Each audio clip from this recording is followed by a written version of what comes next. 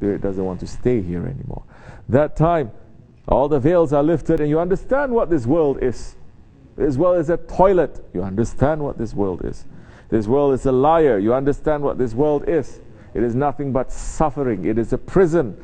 The world is a prison to the believers. It is a paradise to the unbelievers.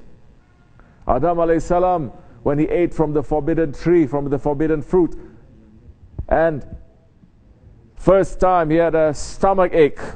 You feel that something is about to pass. Allah sent him to the world to make that business. This world is a toilet. Let's speak nice English. To make our business here. This is asfala safilin. So he told me, and I said, let someone to be there. Repeat the shahadat over and over again. Because he's starting to see things. He's starting to understand the reality of it. He went. A few hours later, they told me that one passed away. Amin. Inna lillahi wa inna ilayhi raji'un. And it came to me that he passed right after we have given that sohbet, for repeating the shahadat and all those things. So he got Sheikh Effendi's prayer. That one is very lucky. He is not connected to us, but is connected to one of you. That they opened the way and they brought the message to the presence of the awliya, and they say, pray for him. Millions may go tonight. Thousands may go. How many are even remembered? Friends.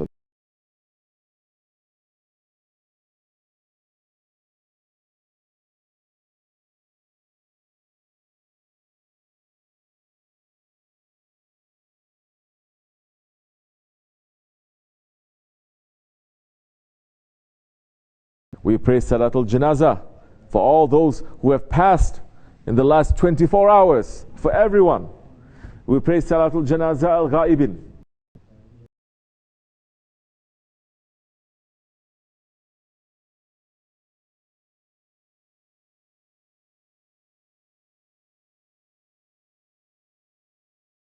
Access to someone to say, pray for them. They're about to pass, pray for them to pass. Maybe that one was under suffering because of the Sakratul Maut.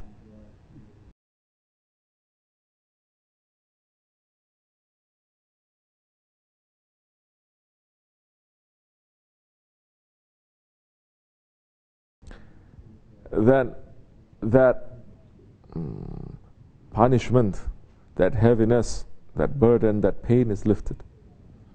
And person may go easy. And we all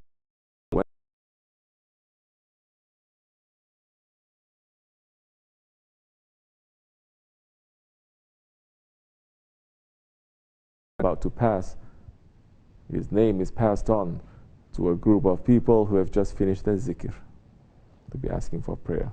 How fortunate.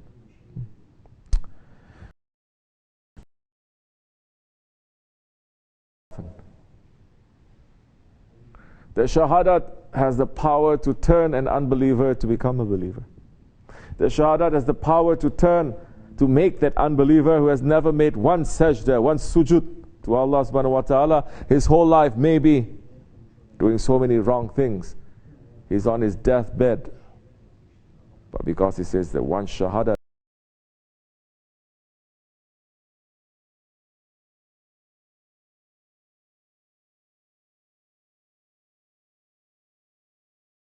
worshipped him. What do you think Allah is going to give to the believers who worship and remember him if that one says the shahadat over and over and over again? O believers, believe. This is an ayat, ayatul karimah. Believe. Are we believing in our shahadat? Are we believing in our shahadat? Are we understanding what the shahadat is? What is shahadat? Shahadat means to witness. To witness what? There is only one Allah.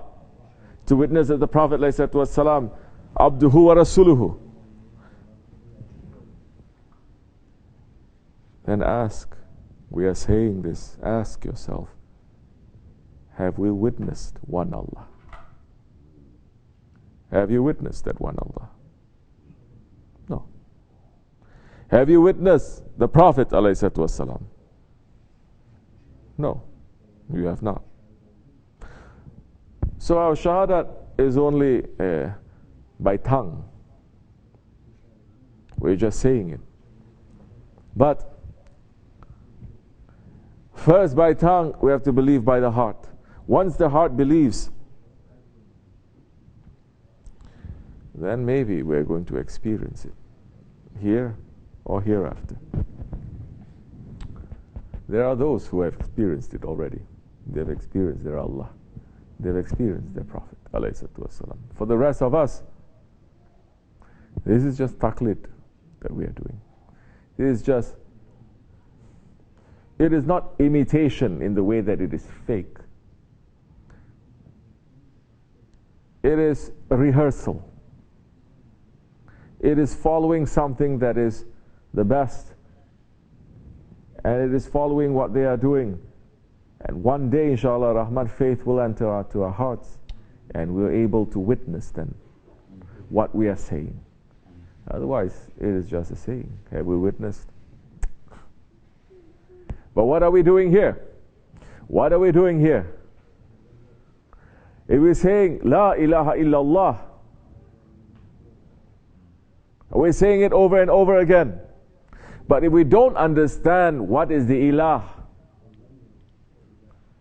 and we don't understand, we don't know what to do, to say la to the ilah, to say no to the gods, to the idols, except for Allah, then how are we going to have faith? How is our shahadat going to be sincere? We are concentrating on the ilahs. Don't concentrate on Allah, concentrate on the ilahs. Why?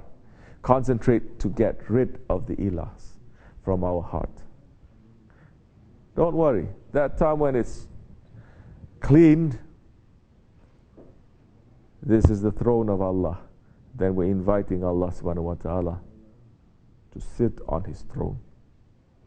That time when you experience Allah,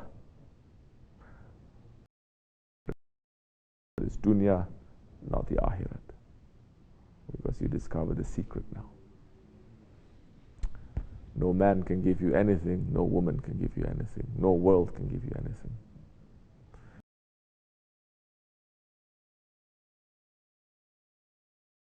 Heart. That is a secret. Don't think you can have Allah in your heart without having the Prophet ﷺ in your heart. Because that kalima is also not complete if you just say La ilaha illallah. You must say Muhammadur Rasulullah. This is what we are doing. Understanding what are the ilahs. Understanding what are the enemies. They're not enemies to Allah, not enemies to the donkey, enemies to us. The shaitan, the dunya, the hawa, but first it is the nafs. The awliya Allah, they're saying the nafs, it is 70,000 times more powerful than shaitan.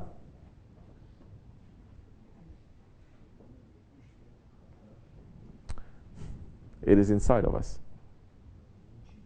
We must understand that. If we are not catching it, and if we are not riding it, it's going to ride us. May Allah make it easy for us to understand. So now, the sohbet. We are going to understand now. Generally, we are speaking specifically about your ego. That is a time where you have to spend time in the dergah. That is a time when you have to spend time. You have to speak. You have to be in sohbet. You have to watch. You have to observe. Do. It's going to come out so much when you're making a zikr. When you're listening to sohbet, maybe. Maybe the ego is not going to come out so much, although it does come out.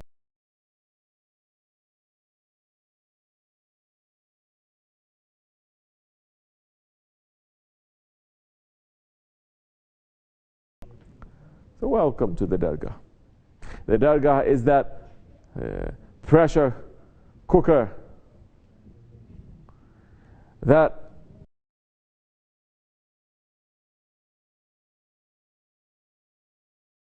there's a diamond made. How is a diamond formed?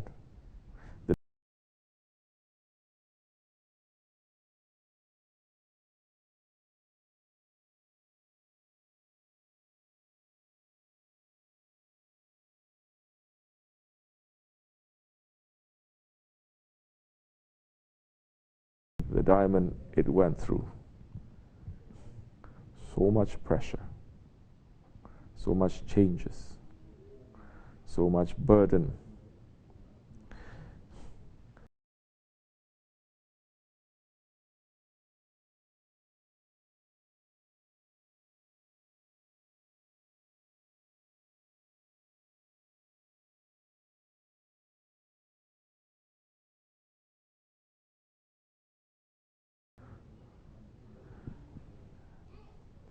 May Allah not burn us. May Allah not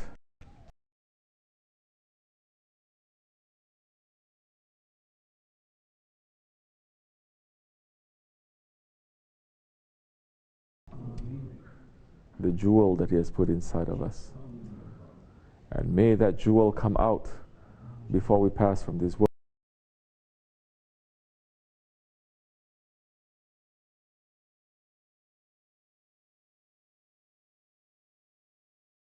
Alaikum wa rahmatullahi wa barakatuh. Bring the tea and other things too.